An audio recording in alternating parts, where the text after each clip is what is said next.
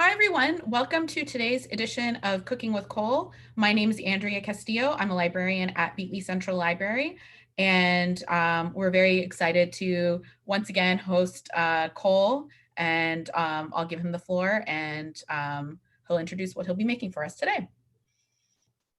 Hi, guys. Happy Saturday. Welcome back. It's sort of a cold and windy and dreary day here in the DMV area, and the recipe I have for you guys today is perfectly fitting for the weather. It's like comforting and simple and delicious, and there's lots of texture and variables going on. I think that this actually was a recipe requested a few months ago, and I'm really happy that we're doing it. So we're making a phyllo dough pot pie. And if you're not familiar with phyllo dough, it is a kind of Greek pastry that is like crazy thin. It's about as thin as tissue paper. And we're also making another potato favorite of mine. And I think this is truly my favorite way to have potatoes, especially in this past year. But it's called smashed potatoes, a little bit different than mashed. And infinitely simpler than the Hasselback potatoes we made for our Thanksgiving class. So I'm excited to share these with you today. A few housekeeping things and a few things happening in the kitchen right now. Of course, we have this camera here so you can see what's happening as I'm preparing my food. My cutting board is secured to the counter with, again, you can use a damp paper towel or you can use a silicone heat pad. Both do the same thing. And then right now, what I have going on behind me, my oven is at 425 that we're eventually going to drop down to 375 once we get ready for the pot pie. And then I also have in this little pan here, I believe it's 4 tablespoons of butter that's been melted with 2 to 3 tablespoons of olive oil. And I have just whole sage leaves in there from my garden. And I've let that sort of hang out on the lowest temp for about an hour or so as I've been prepping my kitchen. And what this is doing, if you remember the last class, all of those fantastic sage and aromatic compounds are seeping into this butter olive oil combo. I'm already salivating. It's like really, really delicious and a simple way to elevate your butter, but we're going to be using this for both recipes. So first things first, that takes a little bit of time, but I have a yellow onion. This is a large yellow onion. I've just chopped off the ends and took off the outer shell of the skin. And I'm going to chop this up into fairly fine pieces. This is more of like a medium chop. So again, just chopping it in half. And as I'm going down, I ideally am looking for pieces or slices that are about a 1/4 inch in width.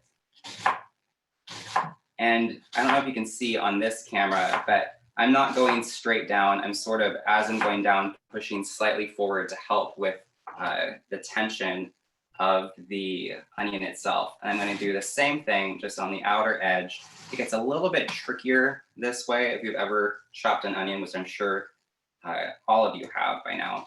But those ends like to fly off, so just be sure to kind of pinch them as best as possible to make sure that you don't cut yourself and that you don't get a stray piece of onion or your knife shifts away from you. So I'm going to, in this really big pot back here, I'm going to go ahead and just dump this first half in.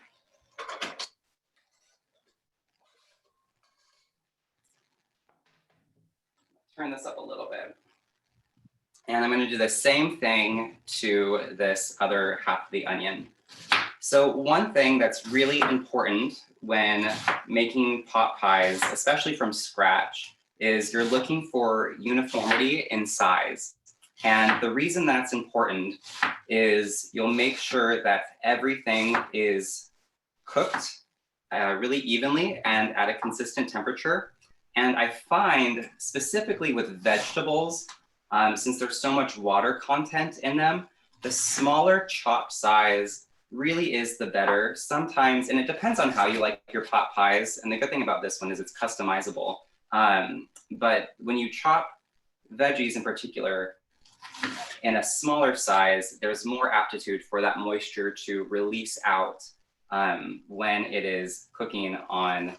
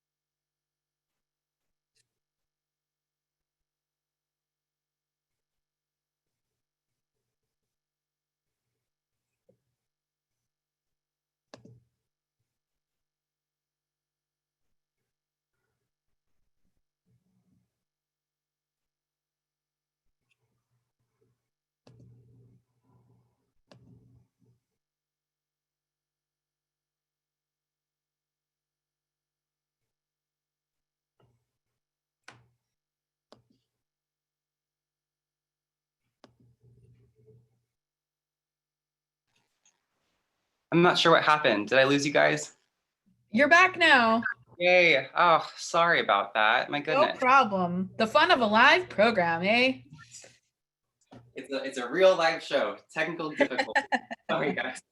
Where did I cut off at? I think the last thing I heard was, the chopping size and customizing it to your preferences. And Wow. that was about where mine cut off. Shoot. Okay. So both of those onions are in here. I'm sorry. I didn't know that my goodness, that's so embarrassing. Sorry, guys. No, it's okay. Technology. The smaller the size, the better. And that's going to help let out a lot of the excess moisture that is in vegetables in particular. And so I think that a smaller chop size is the way to go. But if you want a more of like a soupy, liquidy pot pie, you can probably opt for a little bit more of a larger size. We're also going to add in a little bit of excess liquid. But whenever we're making a phyllo dough or using phyllo dough, either in a pot pie or in sort of like a pastry situation, I find in my experience that the less moisture that's in it, the better. So I'm making sure that my chop sizes are relatively small. So I don't know if I mentioned it yet, but I poured about half of this butter, the sage butter into here, and that's how I'm going to saute these onions. And I'm going to do it at a relatively high temperature. This is sort of like a medium high. On my stove, it says like a number 7, but just kind of go for a little bit past your medium heat variable. And I'm just going to give this a stir. It's okay if your sage leaves get into this whole pot. I really like that flavor, and you can eat the entire leaf whole. Some people don't like that. It's just a personal preference. So, adjust the recipe as needed. And then to this, I'm also going to add about 3 cloves of minced garlic. And so that's going to go in here as well.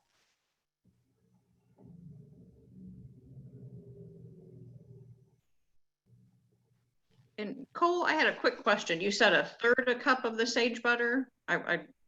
Oh, sorry. Just so in here it was 4 tablespoons butter, 2 tablespoons olive oil, and just a few sage leaves. And so I poured roughly half of that mixture into the onions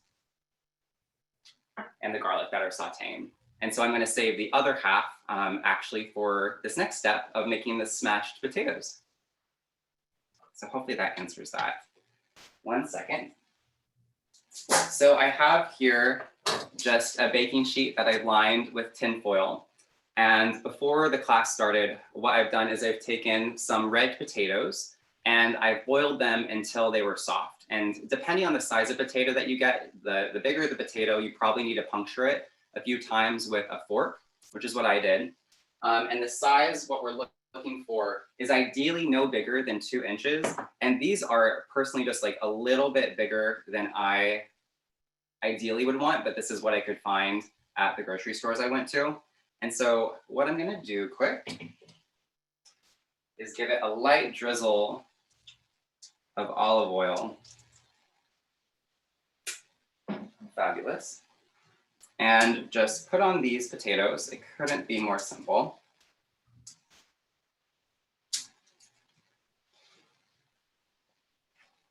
And I'm going to take something kind of sturdy and flat. So I'm going to use the base of this glass here.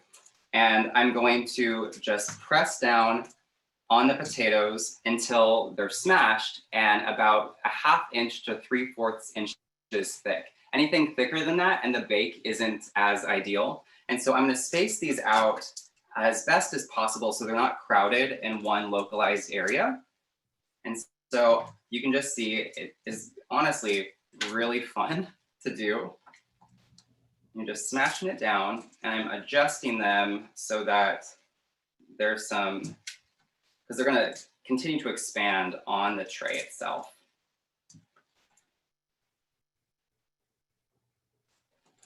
I'll do this for every single potato.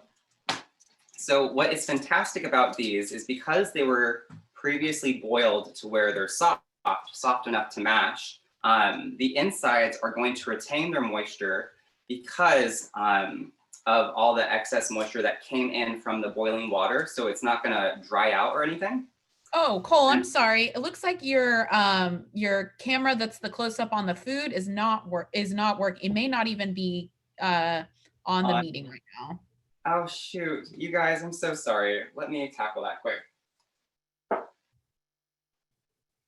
Let me walk around. Thanks for your patience, everyone.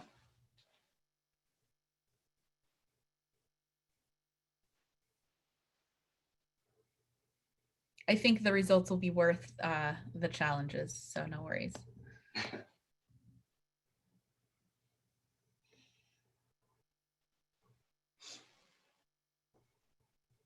Okay.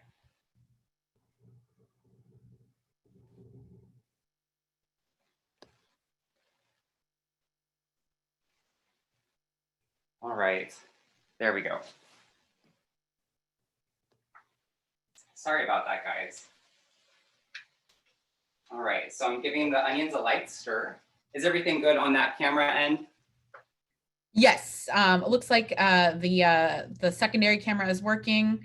And then did you boil the potatoes or are they just they're uncooked right now? Nope, so they're boiled. I wasn't sure if there might have been an audio glitch. Yes, so I boiled them for about, oh gosh, 30 minutes or so, just until they're soft and squishable. And if your potato is bigger than 2 inches or so, you might need to puncture it a few times with a fork. And that's gonna help make sure that the potato is nice and even. When you're looking for a red potato, for this specific kind, I find the smaller size is better, and it's just more quick when you go to prepare it.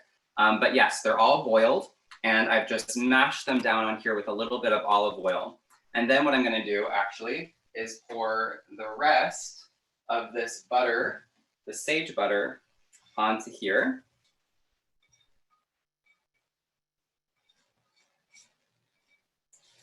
And for this one, I don't necessarily think that the sage leaves should be on the pan. All right, that is all on there. And what I'm gonna do is just kind of swirl it around so that the butter gets to most of the potatoes. And the reason we did the combination of butter and olive oil, butter is a saturated fat, and there's different levels of saturation. And olive oil is unsaturated and has a little bit of a lower cooking temperature. And a combo of the two is really nice for when you want to make things extra crispy, because you sort of get this hybrid version of both uses of fats. So now all I'm going to do is give this a light sprinkle with salt and pepper and a little bit of garlic powder.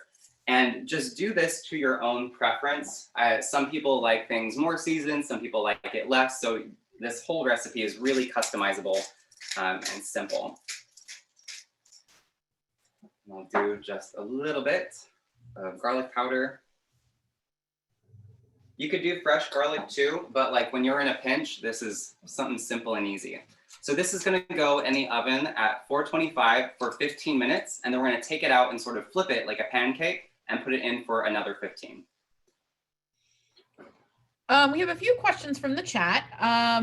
Miss the answer. Do you chop or leave whole the sage when adding to the melted butter and oil? I leave it whole, and not that you couldn't. I would probably chop it when I want the sage to be mixed in with stuff. So the sage, you could chop it for like the pot pie, but I'm just fine with it hanging out whole. So it's really just a matter of personal preference, but whole, chopped, whichever you like. And then my red potatoes and white potatoes have white stuff growing out of it. Is it safe to eat?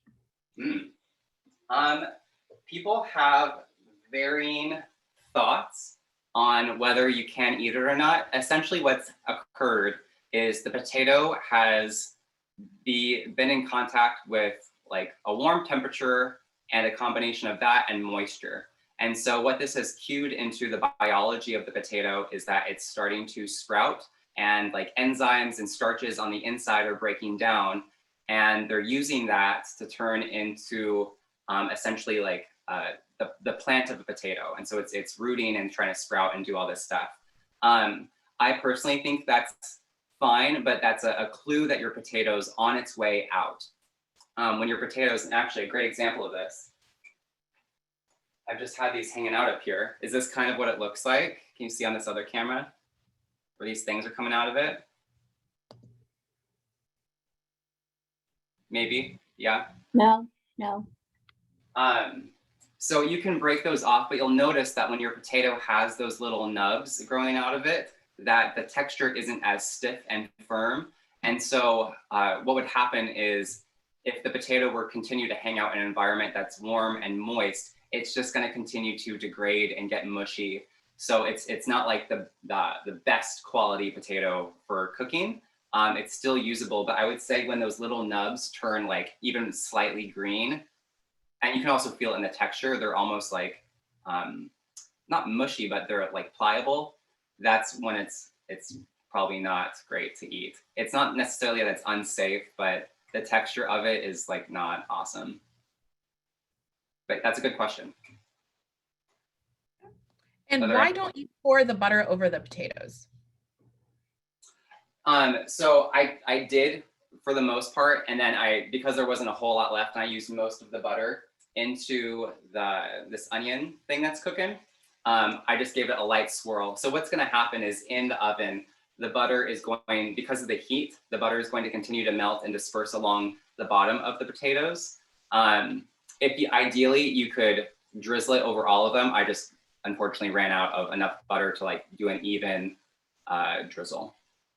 So, but yes, ideally you would do that. All right, any other questions before we move on to the next steps?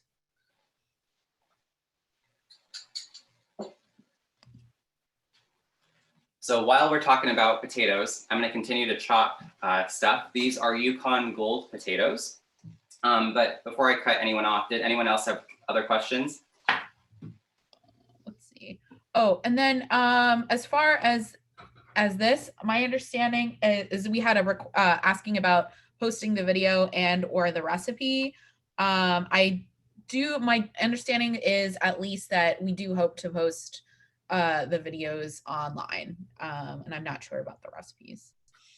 Yes. I'm not sure on the status of where some of the recordings of the classes are at, but it sounds like we're close, because I think the first class that we recorded was the charcuterie class.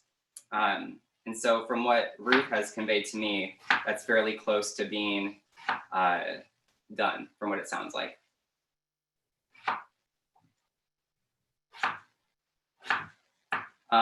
Were there any more questions?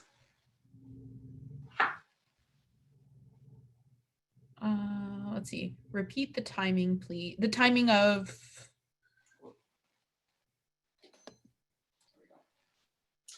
the timing of the pot pie or the potatoes.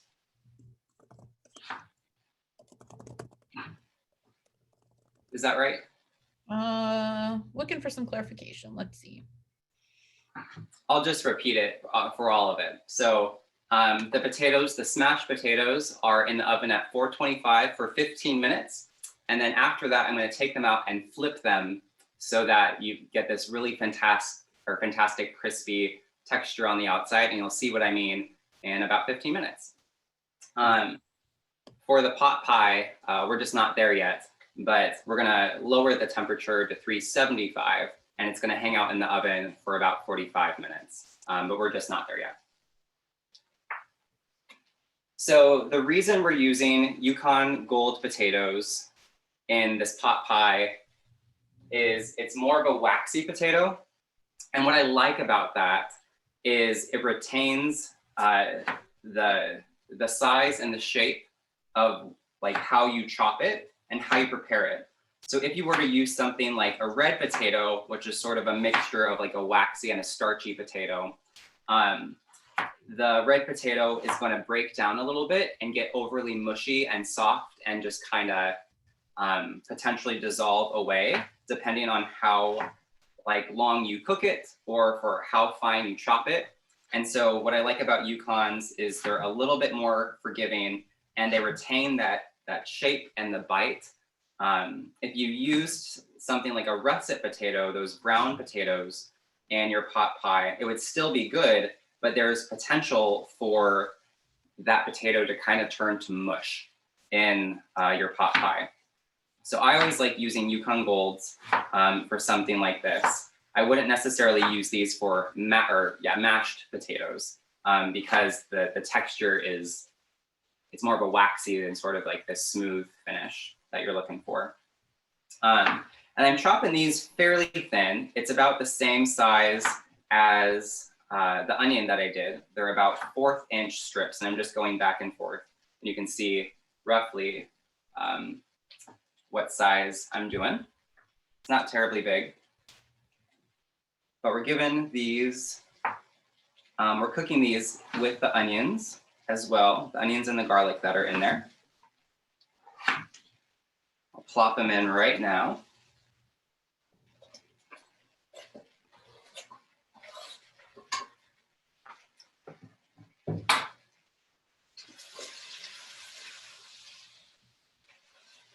Yeah, Sandy says Yukons are very creamy. Yes, no, they're fantastic. I'm gonna add in just a little bit more oil. To this, we're also going to be adding about 4 to 5 carrots, and it sort of depends on your carrot. A really simple hack that I like to do is to get a package of baby carrots. And what's nice about them is the uniform size. They're already pre-peeled, and you can get them in all sorts of different color variations. And so I just got this one at Trader Joe's. These are some organic rainbow carrots. And I think it costs like, it's pretty darn cheap, like $1.70 for a giant bag. And I've already eaten like quite a bit of these guys.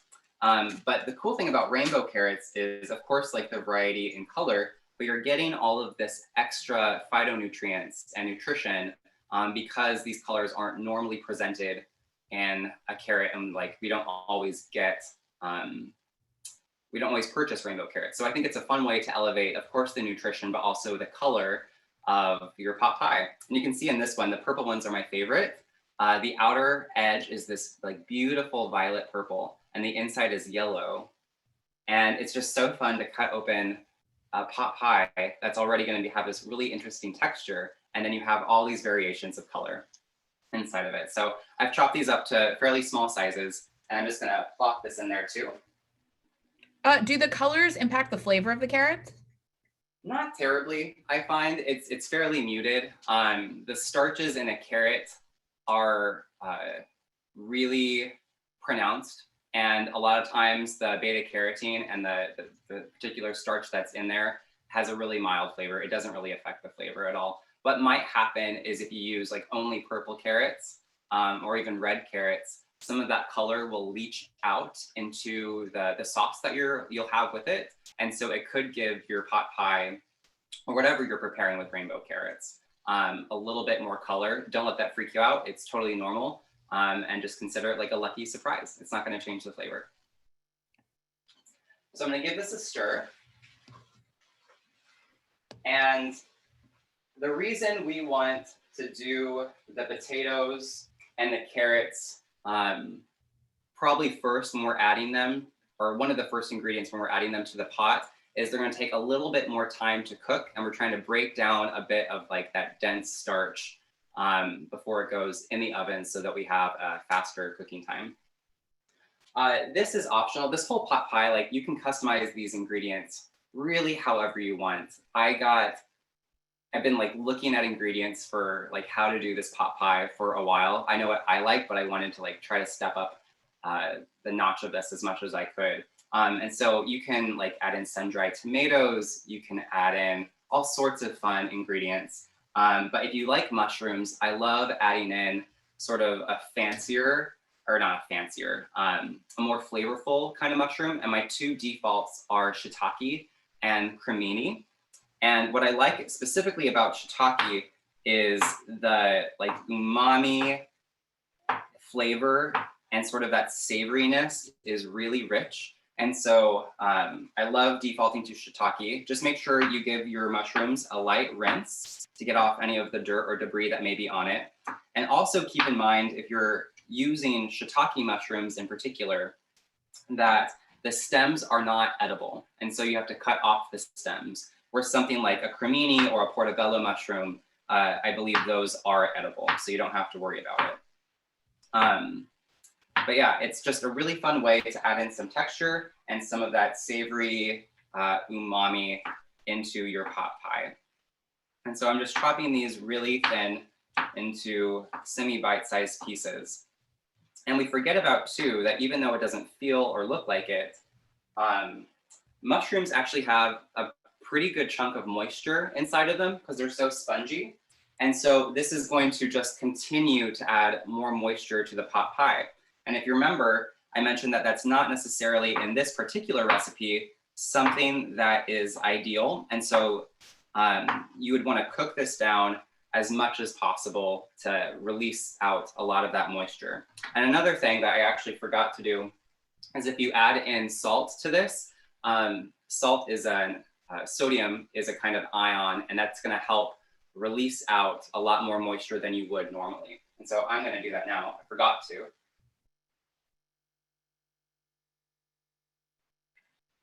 That should be fine. I'll probably do just 2 more mushrooms, and that's good.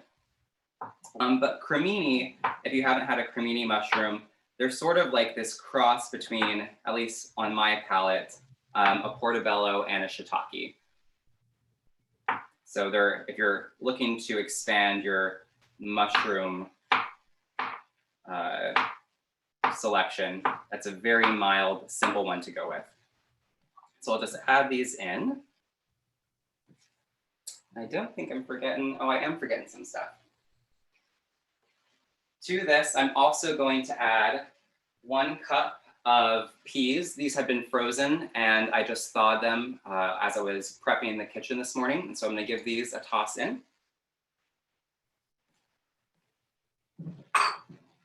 And to this as well, for my pot pie, I'm going to add in shrimp. And I don't know if you remembered from a few classes ago, if you've taken class with me, the only meat that I consume is seafood. And so I don't have any leftover turkey or chicken, but you can absolutely add that into this recipe. So if you have some turkey left over from your Thanksgiving, or if you have like a rotisserie chicken that you have as leftovers, or even like canned chicken, honestly, you need about 2 cups of protein for this. And so you can customize it really any which way you want, and you can use whatever you have on hand. And so for me, I had some shrimp, and this is some pre-cooked shrimp that I'm adding. Don't feel like you need to do shrimp again.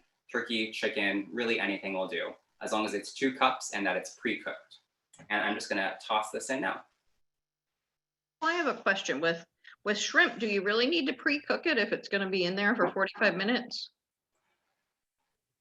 With seafood, I sometimes get nervous because potentially what could happen is if you, like in this pot, if you were like in a rush and you didn't have time to heat everything through, there's a little bit more aptitude with seafood in particular for you to get food poisoning from. And so I always try to make sure that it's pre-cooked ideally.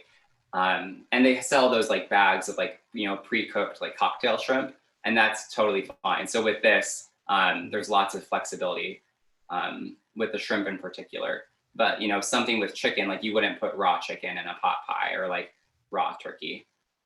You'd want to cook that ahead of time. But does that make sense?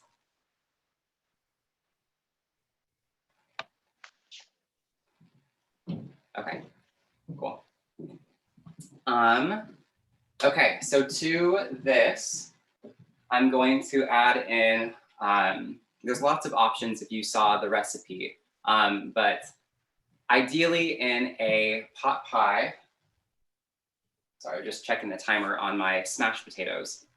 Ideally in a pot pie, if you had like all the time in the world, you would be making a roux of some kind.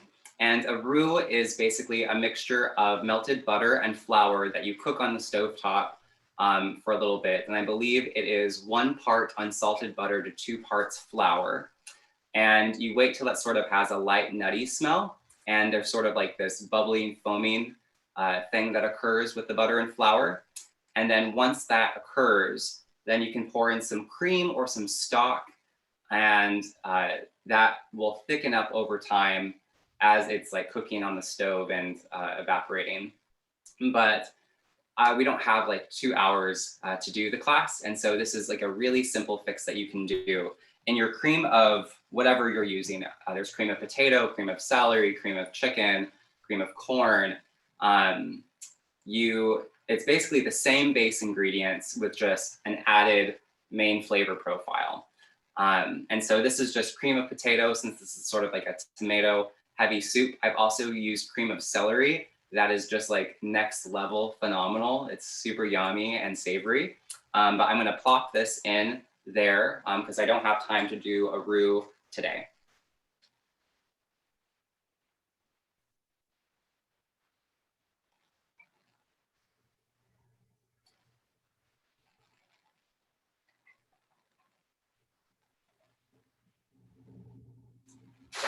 So to this, I'm going to add just a splash of cream to help mix everything together. Even though there's a lot of moisture occurring right now, I'm hopeful that a lot of that is going to evaporate out. I'm also going to share with you a little trick that I have just in case your pot pie is a little bit too soupy. But let me pour in some cream quick.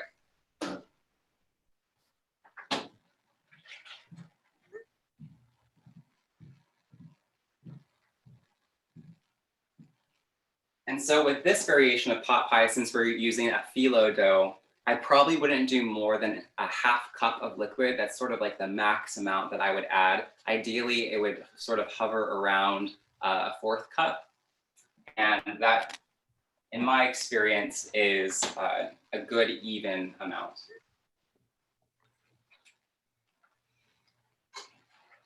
So let me give this a mix quick.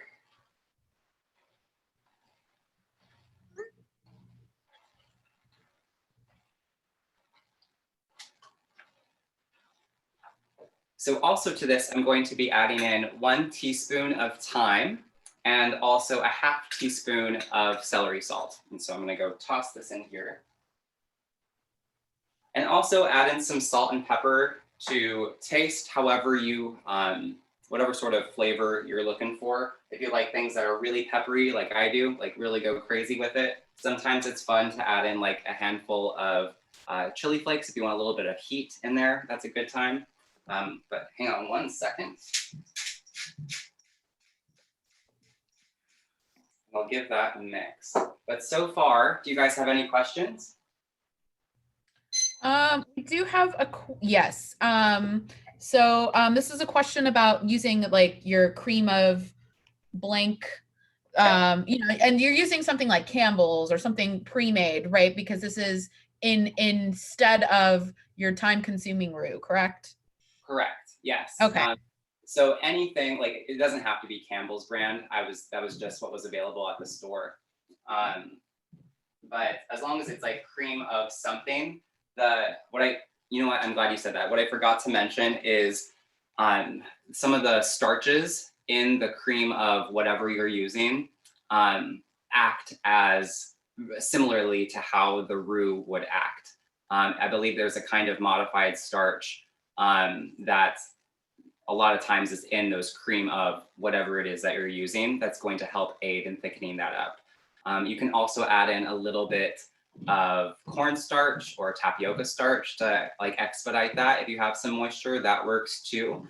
I want this to heat up and get a little bit more evenly, to reach an even temperature throughout before I put it in our phyllo dough situation that I'm about to show you guys in just a bit.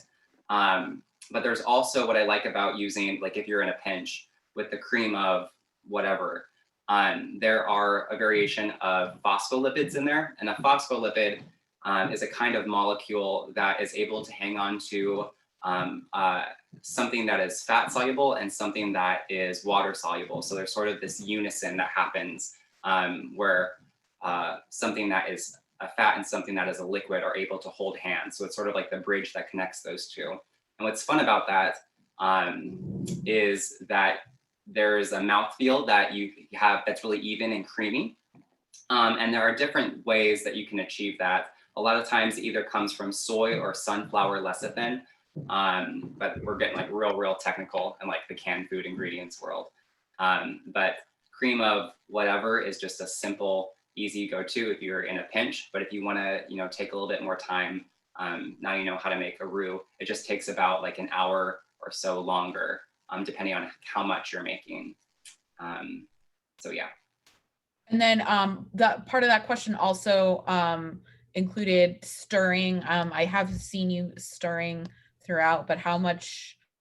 Because, you know, noting that these soups are dense, how much stirring are you doing as you're preparing? Quite a bit.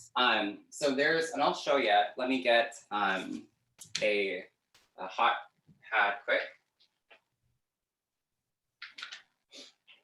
So this is pretty thick. I don't know if you guys can see on this camera.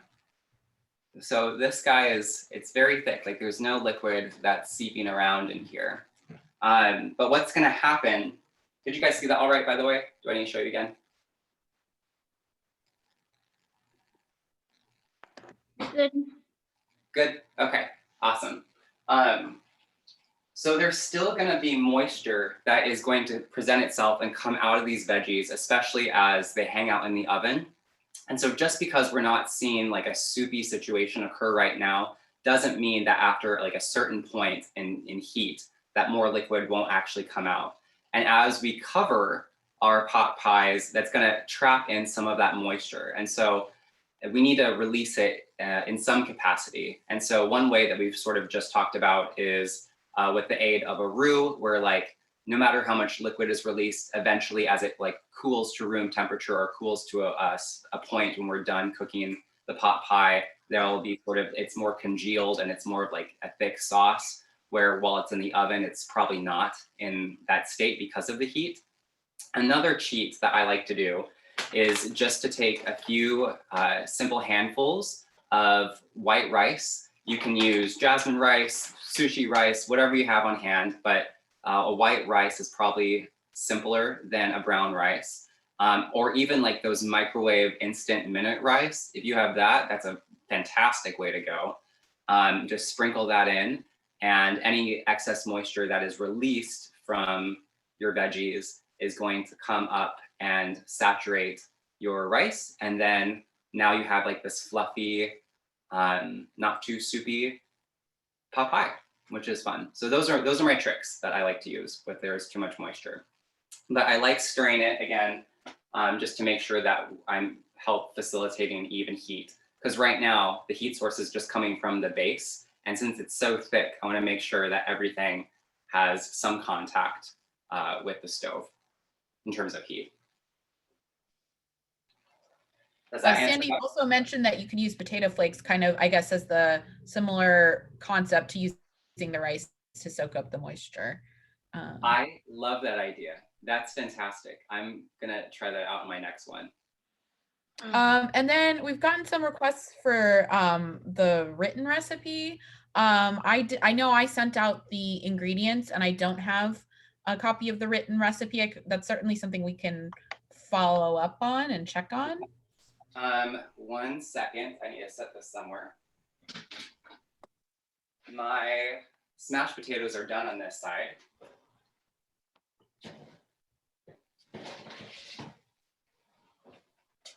Okay.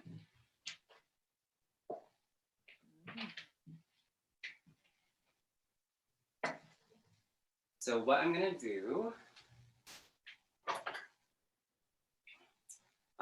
this is just a fish spatula. You'll see the shape, it's like really thin, and it has a silicone tip. You don't have to have one of these, but I'm sure I'll get questions on it. It's my favorite spatula. It's like super easy and flexible, and it bends nice and easy. But all I'm gonna do is peel or lift under these potatoes and give them a light flip, like a pancake. And already we're getting really fantastic browning that is occurring. Sometimes I should have added just a little bit more oil to these guys. I'll probably do that after.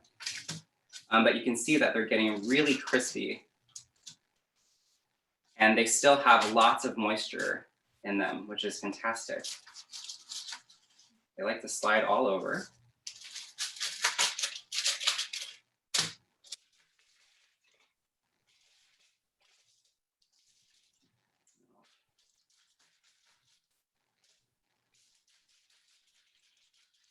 Loving this tinfoil. Joys of a live show, right? I'll show you, let's see. Hopefully you can see. I bet they smell amazing though. It's fantastic. It's really, really good. But can you guys see on this camera, like that golden crispiness that's occurring on there? Yes. Hopefully, yeah. So that like crisp is just the actual best. Like it's so, so fun. I'm gonna give this another light drizzle of olive oil on all of them. And then the same thing. So simple salt and pepper.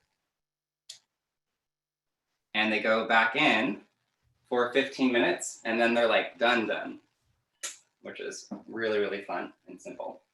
But they're still gonna be soft on the inside, which is exactly what we're hoping for.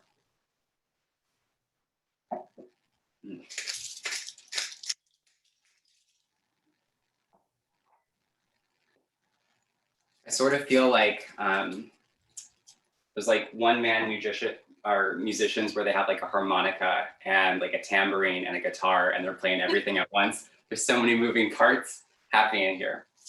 Okay, let me put this back in.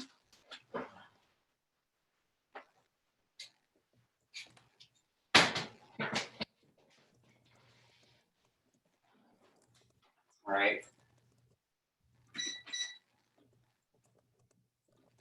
So what I did just now is I reset my oven to 375.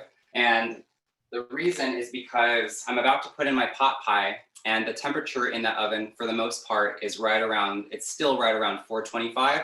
And it's gonna take a little bit of time for it to release and lower in temperature. So it's still gonna crisp up and everything. So that's why I did that. And now I'm gonna give this filling another light stir. I'm probably gonna turn it down just a little bit. It's getting a little bit too hot in the bottom. But everything is, you can see the steam that's coming up, a lot of this moisture is coming out, which is exactly what we want.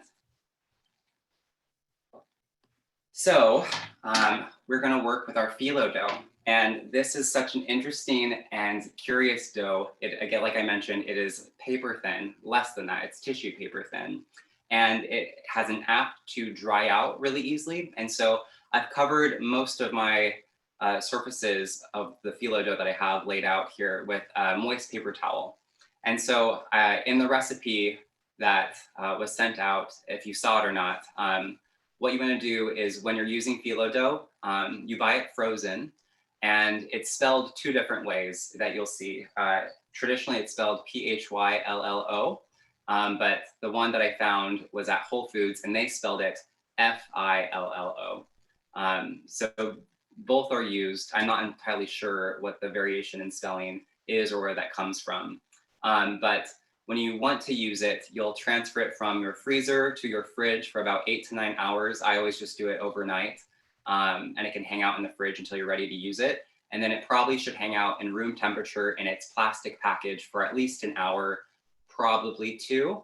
And if you don't do that, if you sort of rush it, because it's so thin, it breaks off in these frozen, really thin sheets. And I'll show you what I mean actually right now. So set this over here. Phyllo dough is crazy thin.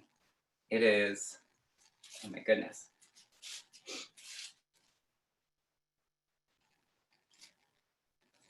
Do you see how just, it's like genuinely super, super soft and thin. And they're really floury. And so what I've done before the class was getting going and I was preparing is I've taken just a cheesecake tin. I don't have like one of those glass or ceramic pie tins. I just have this guy. And so this is what I'm using. If you have a pie tin, that works. I would say anywhere size-wise from 9 to 11 inches is probably where you want to hang out. And something with a higher lip really works well for this particular kind of recipe. So what I've done, and there's probably, gosh, like at least 20 little sheets of this super thin phyllo dough in here. And this is how I've achieved that. I have a little paintbrush. This is a little silicone one that's reusable. And oddly enough, this is like not the most efficient one when oiling your phyllo. If you just go to a home improvement store and get like a wide, really fine, like cheap bristle paintbrush, that'll do the job. And so what I'm gonna do is just really lightly oil, and you have to be sort of gentle with it. I'll move this a little bit more so you can see what I'm doing. But I find that you want to lightly oil it, and the edges are more important than the center when oiling it. And I'm just kind of lightly mushing this around and kind of doing these little dabs. If you use the paintbrush at like a home improvement store, what you will be able to achieve is just like an even streak. But with these silicone bristles, because they're so big and they kind of clump together, it just doesn't go as smoothly as I would like. And so what I'm gonna do is I sort of alternate these, this sheet of phyllo. So it's kind of difficult to see on this camera, but the previous sheet that is in here is going this direction. And so I'm going to counter that by going in the opposite. And what happens is the effect that's created is you get these ruffles on the outside of your pie tin. And you can see that now, like there's these like really frilly edges that are lifted and coming out of here. And so I'll do one more just to show you the effect we're trying to do. But real quick, let me stir this thing one last time. And phyllo dough is what they use in Spanakopita, correct? Yes, yeah. And there's a few other dishes that it's used in. I think, and some of you might actually know, I think it's also used in baklava. Maybe I'm wrong with that. But yeah, Spanakopita is, I would say, the famous one. And if you haven't had that, it is this like otherworldly fabulous feta and spinach filling dish that is like, it's really good. You should definitely. We have received confirmation on baklava. Yes, they do. And you might have mentioned it before, but how many sheets of phyllo dough are you using in your dish? So I'm using the entire package, and that's the other tricky thing is, in my experience, like once you open a package of phyllo dough, you use the whole thing, and it's kind of difficult to like repackage up. I think you might be able to like wrap it in a moist paper towel and potentially put it in a Ziploc and let it hang out in the freezer. I've tried that. It just doesn't, for me, like it doesn't work out as well. But in this base here, in this pie tin, there's probably around at least 25, probably close to 30. It doesn't need to be that thick, but because there's so much filling in this one, it's just sort of a safeguard on my end to make sure that everything stays in its little encasement and package. Because again, you know, even though there's like close to 30 of these guys, they're like thinner than paper. And so I'm just trying to make sure that there's enough stability inside of it. So I'm just gonna alternate again, setting this in there, and it's oil side down. And you kind of gotta finagle just a few of them so that it stays up because it is so gosh darn thin. But you can see this is remotely what it looks like on the inside. And of course, you know, it's just kind of sticking out along the edges. And so what I'm going to do now, like covered in flour, is I'm going to pour in the filling that's on the stove into this guy. Give it one more last good stir. It looks like some of our home cooks are also familiar with phyllo dough in pastries and strudel. So we've got some pros in the house. That's amazing. See, this is something that I don't do or utilize a whole lot. Oh, and can you use pie dough in place of the phyllo in this Absolutely. recipe? Yes, yep, I'm glad you said that. You totally can. What's fun though, and I'm going to show you what the finished product is because I made it a few days ago, and it's a real good time. It's fun if you're feeling adventurous with phyllo dough. But yes, the regular pastry dough totally will work. And I think I actually kind of got this a little bit too full. I don't know that I should have filled it up as much as I did. It'll be fine though. So I'm just going to even it out on the top. And with these edges, I'm going to fold them in over the filling. So hopefully you can see. Can you guys see all right on this camera? So I'm just doing a light fold in. And then what's really fun, in an ideal world, you would continue to oil every piece of phyllo sheet, but that is like so much work and so much time. And so this is my simple hack to this particular recipe, is I'm going to take a sheet of phyllo and just crumble it up and literally just stick it in the filling. And I'm going to do this around the entire top of the pot pie. And what's fun about this is the phyllo is sort of embedded into the filling, of course, but also it allows a little bit of steam to escape. I'm going to open up the second booklet, essentially, of phyllo. Oh, and I forgot to mention too, if you haven't used phyllo, although it sounds like a lot of you have, they come in these giant sheets. So it comes in one sheet where it's like 2 of these in terms of height, and I just cut it in half. And I'm just crumpling up these guys and sticking it on top. And then when I'm done, I'll give it a light drizzle of olive oil so that it has a little bit of crispiness to it. I am just realizing I forgot to press my timer for the potatoes that are in there right now, but I'm sure it's fine. I'm gonna go check on them in just a second after I do this. But it's kind of fun just to crumple these up.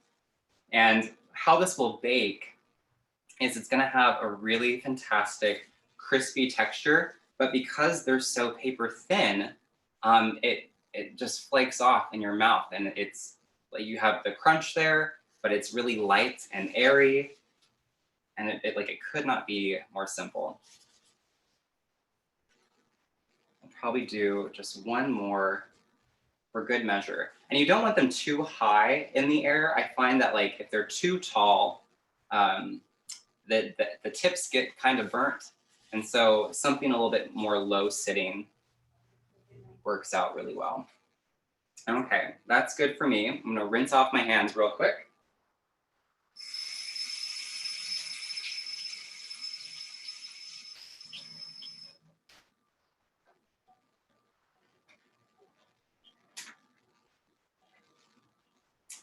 And I'm just gonna lightly drizzle this guy with some olive oil.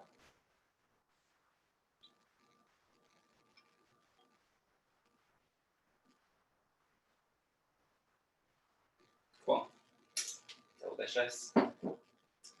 Okay, so I'm gonna put this in the oven, again, 375 for 45 minutes, and I am gonna press my timer this time. Let me get on these things quick, and I'll show you what a slice of this looks like.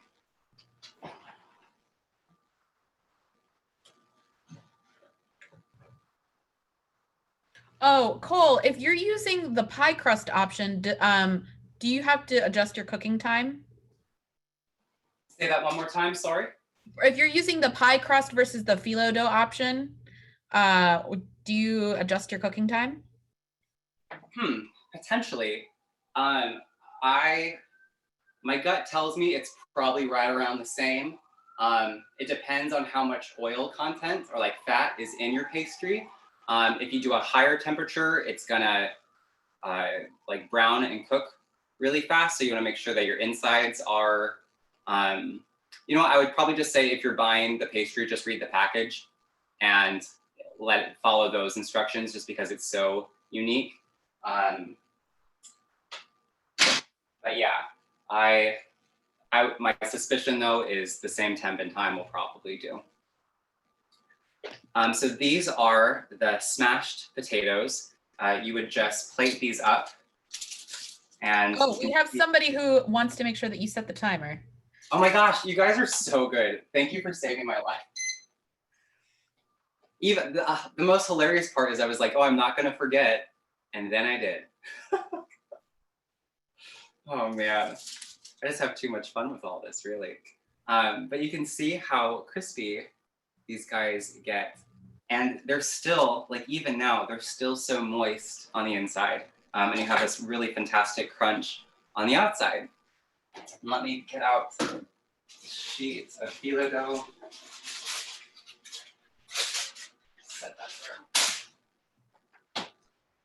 So this is like a honking huge piece of pot pie. You can see that the filling is still super thick and the texture on this is just like otherworldly, and it still maintains this lip. And what's fun is even though this like crust part, it looks really dense, right? Like it looks like way too thick and unappealing. It's not, it's deceiving. And you cut into it and it's a little bit of like a flaky mess. But this stuff just like dissolves in your mouth and you have this like next level crunch with like a really creamy and smooth filling that you can customize with literally whatever you have on hand, whether it be like chicken, turkey, frozen veggies, whatever carrots are hanging out in the bottom of your drawer, mushrooms, like you can really tweak this to what suits you and your family's palate. The seasonings are, you don't have to use that exact ratio. That's just for me, what I find is really yummy. Fresh herbs are always like a fantastic way to go to get out a lot of that flavor. And experiment with different kinds if you're, you know, in a pinch for time with like the cream of whatever. Cream of celery seems to be my personal favorite as of late. But again, there's so many options out there. And this is just like a really, I would say a simple way to have just like a fantastic, like cozy dinner that you can share with loved ones. So yeah, that's the class, you guys. I think we did pretty darn good on time too. Do you guys have questions at all? I think someone might have missed whether you put flour in the pot pie mixture. I did not. Okay. Let's see. And oh, and then we have Carol who sympathizes with you. I majored in pipe organ, Kole, and I understand the one-man band feeling. Laugh out loud, multitasking. Oh, it feels like, you know, on like an internet browser where you have a bunch of tabs open, like I'm just going through tab by tab by tab. But it's really fun that I get to share that experience with you guys because I think it sounds like we experience our life in the kitchen in very similar ways. And there's lots of moving parts. And there's like a lot to it too, you know, like you're trying to make sure things are timed correctly and that they're chopped the right way and that they're at the right temperature. And, you know, this is just real life. We're all just trying to get by. But I hope that you find enjoyment in watching me share my favorite things with you, but also just be human. So it's like you have 6 kids. Oh, sorry. Did you with the phyllo dough use flour did you use flour somehow with the phyllo dough? I didn't. A lot of people, from what it sounds like, will flour their surfaces. I didn't do that because on this one, there's already so much flour. And so I felt fine to not use it. You can use it if you prefer. I did not.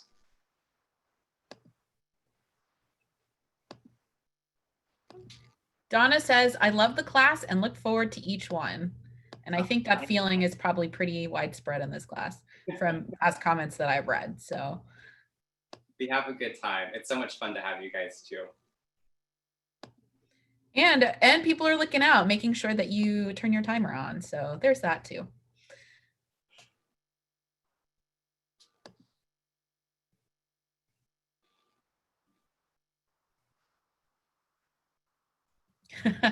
Yes, you have a fan club. Let's see. What can we look forward to next time?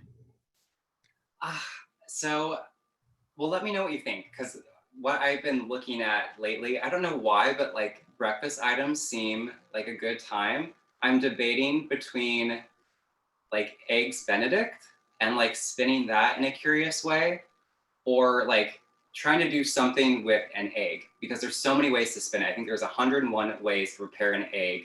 And so I don't know if I do like an egg theme class. I'm tossing some things around in my head. But do you guys have any requests at all? Other things that you're craving? How about homemade eggnog? Oh gosh, I've never actually attempted homemade eggnog. That could be interesting. And it doesn't have to be egg related, just like really anything.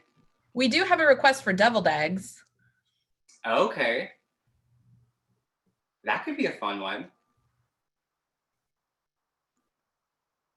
Eggs Benedict, use portobello mushroom, then cream spinach, then the egg, dash of cayenne, salsa. And now I want that. That sounds so good.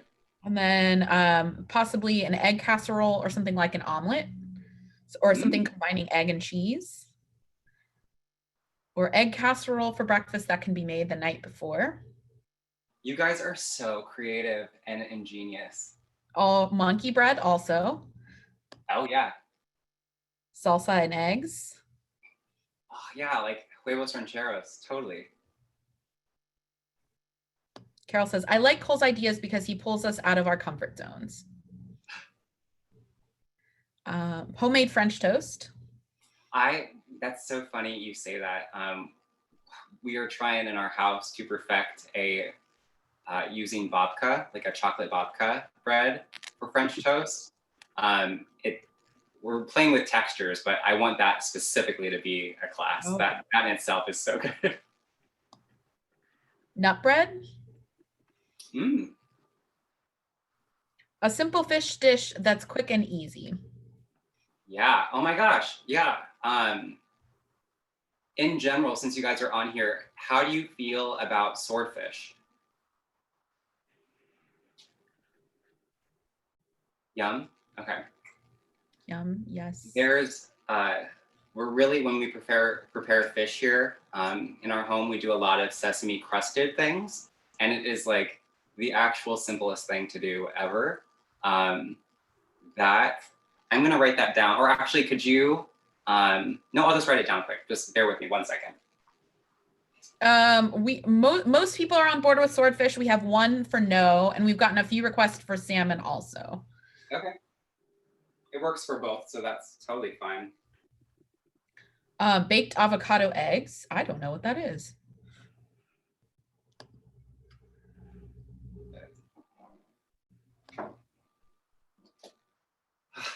This is so fun. I love this. We Great also have a idea. request for what you ate for Thanksgiving. Yeah.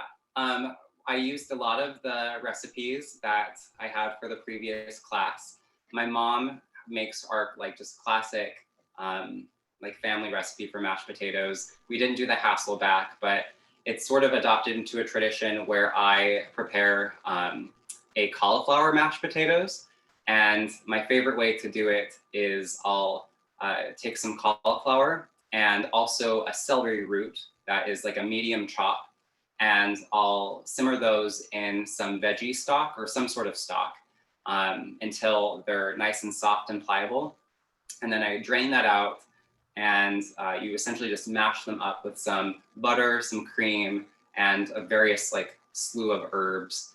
And that's it. And it is like hard pressed to not think it is like mashed potatoes. The texture is real similar. It's very creamy. And what's fun about celery root and cauliflower is they're really high in a molecule called sulfuroside or sulforaphane. It's one of the two. I always get them mixed up. But it's a form of sulfur that is like crazy fantastic for you. And usually in all of your white veggies that you can find it there.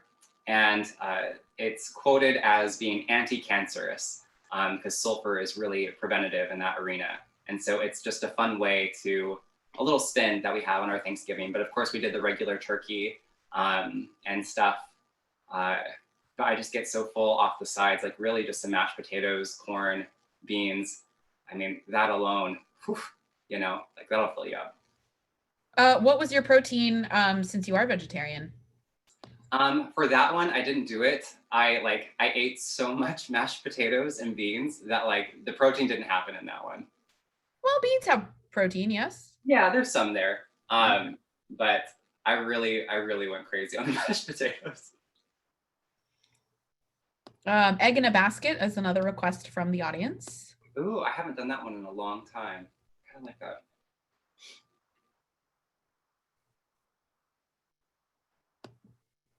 Frittata. Oh gosh, yeah. Jeez, okay.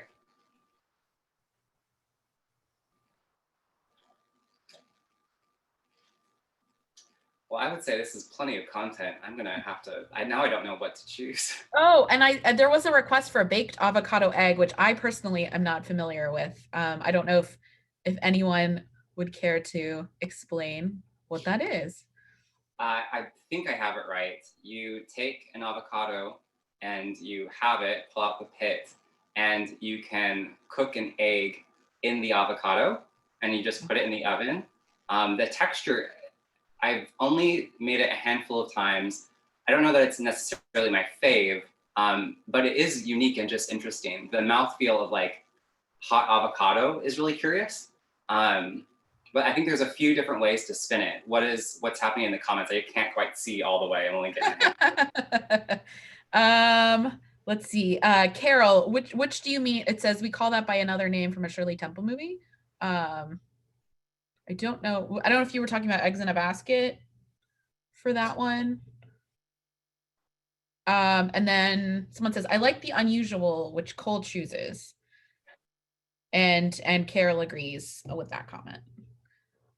So well, you guys are in good company. That I didn't get and make sure I got all the questions. Oh yes, eggs in a basket we call one eye sandwich because we tear the hole in the bread and look through it with one eye. Okay. I think that was everything. Definitely have a lot of requests, which definitely can keep you busy for a couple more sessions. I would say so. Okay.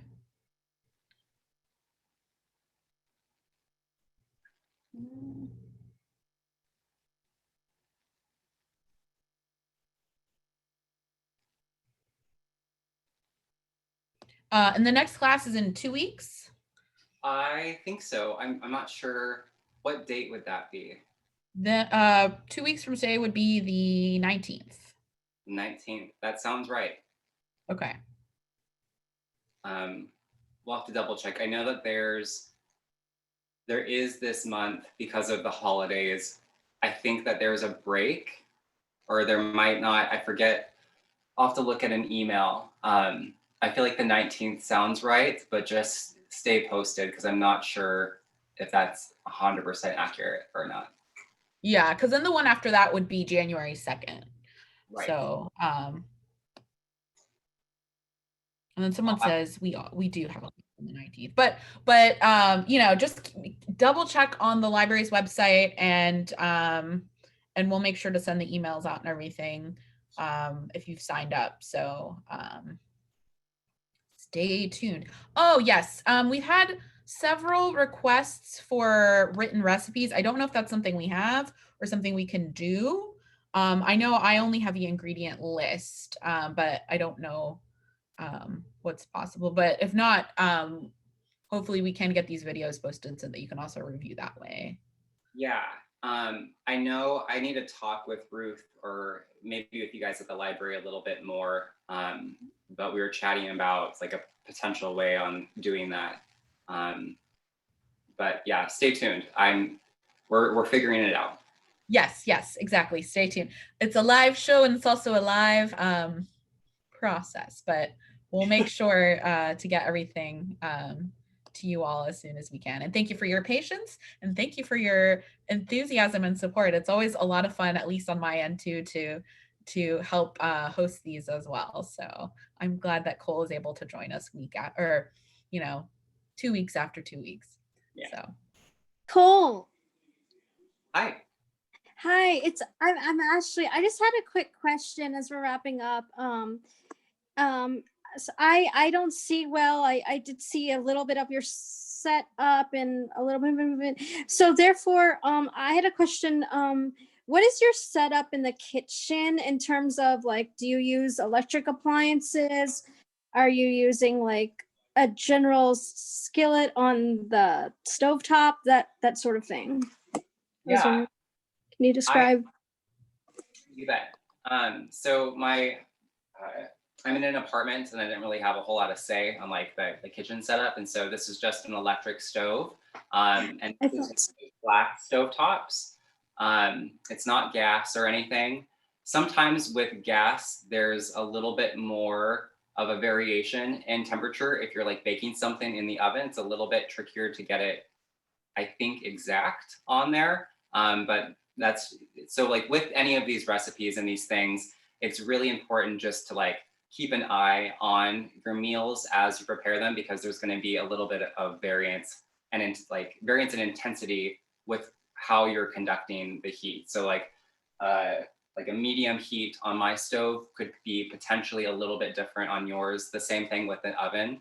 So it's always good to do a temperature check or have one of those like oven thermometers in there so you can see what temperature the inside is.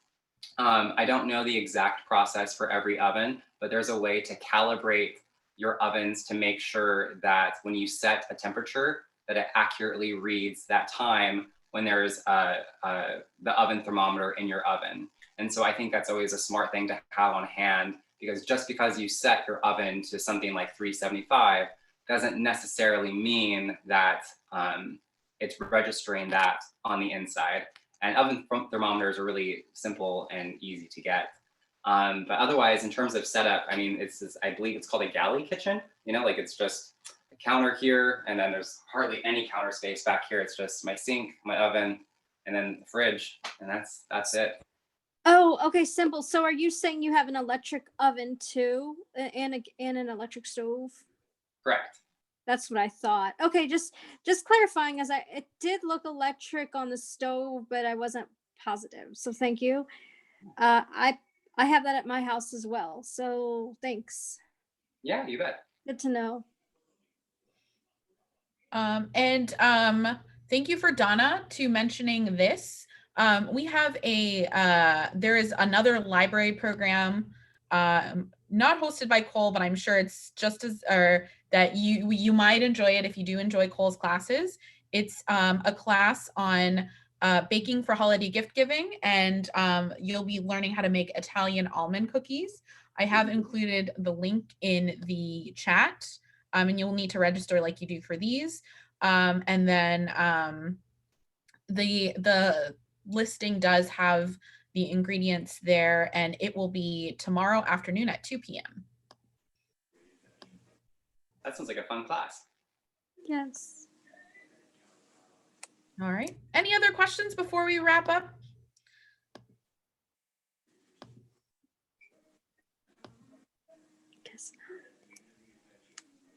All right, everyone. Thank you for joining us today. And we will confirm, but it looks like we've got another class in 2 weeks for the 19th. Thank you.